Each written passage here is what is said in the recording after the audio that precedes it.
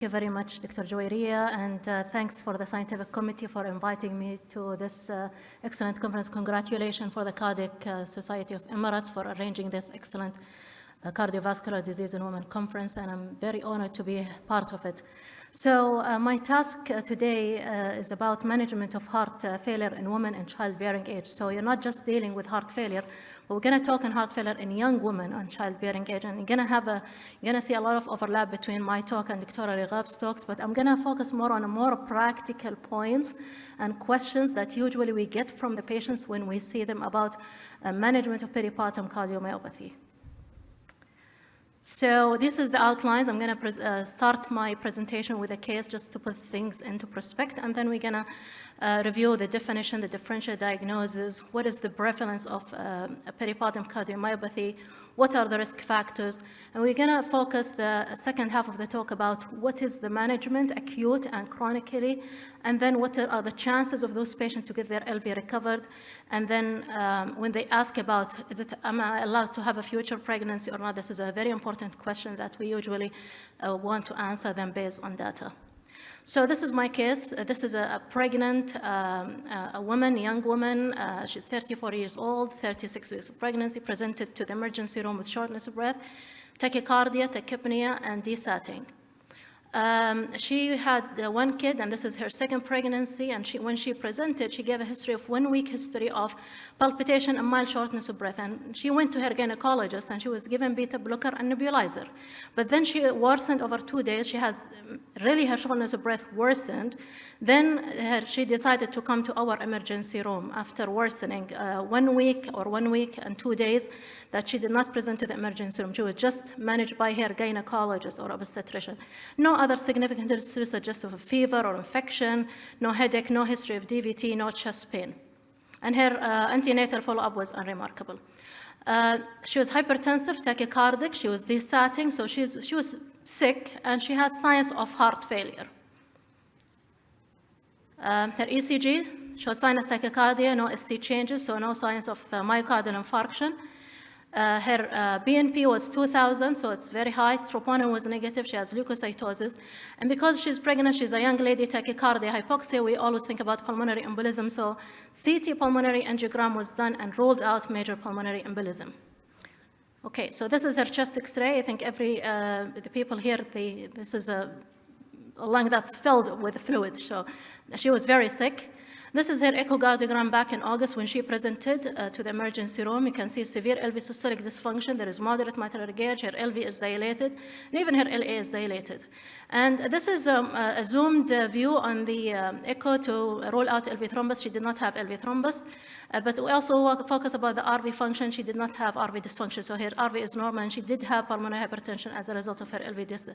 So obviously she was delivered, because when you present with heart failure in the last trimester, the treatment is to deliver the patient, and she was treated by the obstetrician, cardiologist, ICU, and anesthetist.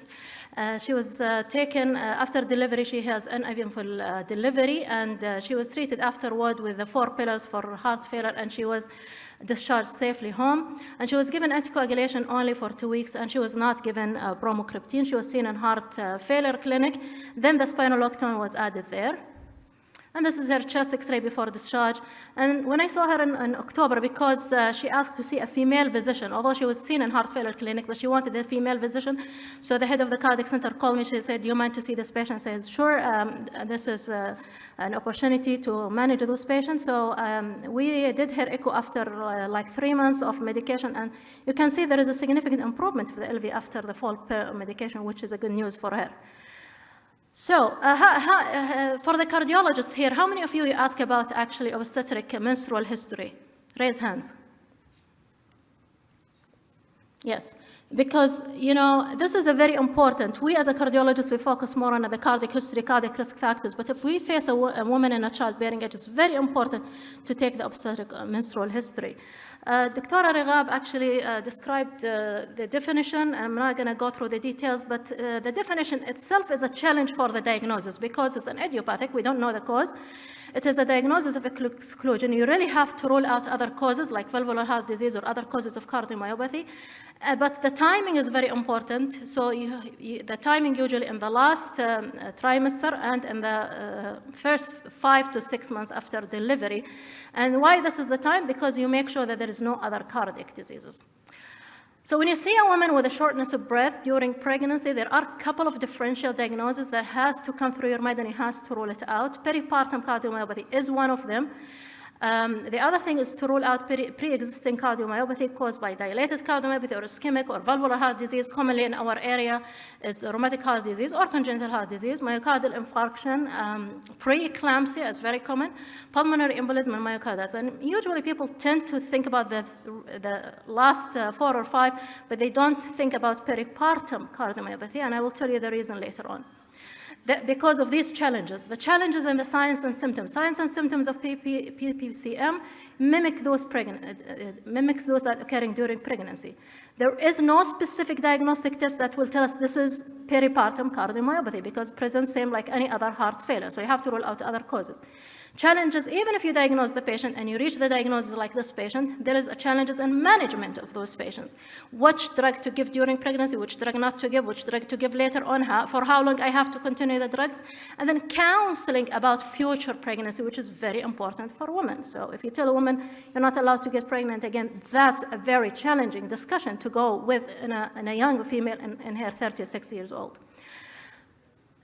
So in terms of the diagnosis, we say that actually those patients, they don't present to cardiology, they go to their obstetric, and that's why there is a delay in the diagnosis, and this is a very challenging thing, and this was actually found in the Japanese National Survey. So you have to suspect, you have to have a high suspicion for PPCM. How? By symptoms, by the risk factors, and it's not difficult to diagnose. It's only 3 tests that you have to do. You have to take history, of course. You have to do ECG, NT-proBNP, and then they do echo. And if the NT and the echo is abnormal, patient go to cardiologist. If they are normal, it's not a cardiology problem. So how do you raise your suspicion? You have to think about the risk factors. So which women are at higher risk of getting PPCM if they are elderly or if they are very young in their pregnancy? Multiple pregnancy, twin pregnancy, smoking, preeclampsia, malnutrition, and people from African ethnicity tend to have a higher, for some reason, for some genetic reason, they have a higher tendency to get PPCM.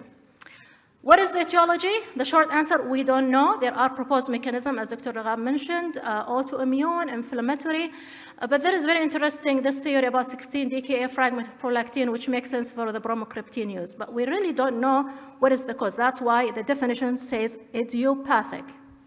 Prevalence, the prevalence of PPCM is variable, depends on the area you are talking about. So if you're talking about Haiti, it's 1 in 300. If you talk about South Africa, it's 1 in 1,000. But in the Europe and USA, it's a little bit lower, but it's actually increasing in the recent years to 1 in 2,000.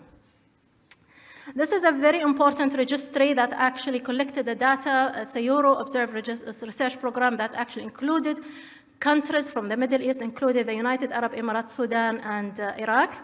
And you can see that this registry included 700 women with PPCM from 49 countries. That tells you that the prevalence is actually it's relatively uncommon disease, but it's not rare. And really what you can see from this registry that this is a disease of high morbidity and mortality. The complications of the mortality reach up to 6%. The thromboembolism is 7%. The readmission is 10%. Why they die? They die from 30% of them, they die because of arrhythmias, but 42% from heart failure. But look here at, when you look at most of those women, they actually present with severe LV systolic dysfunction, and most of their presentation, 2/3 of those women, they present just in the first month after delivery.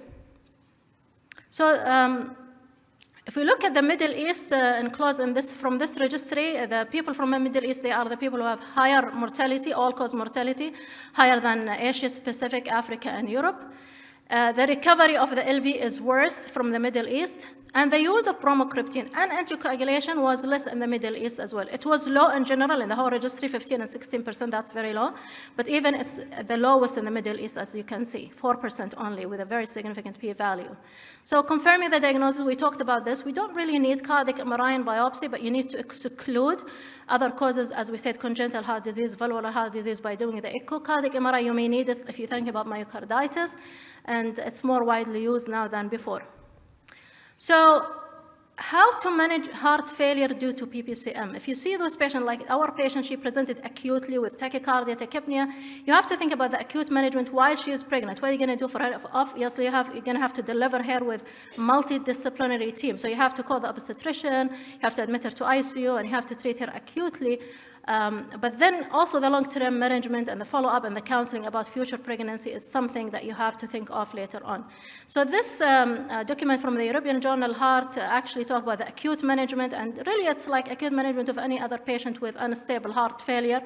If they have hypotension, tachycardia, then you have to optimize their preload, optimize their oxygenation by using vasopressor, inotropes, urgent delivery to an institute with a heart failure team.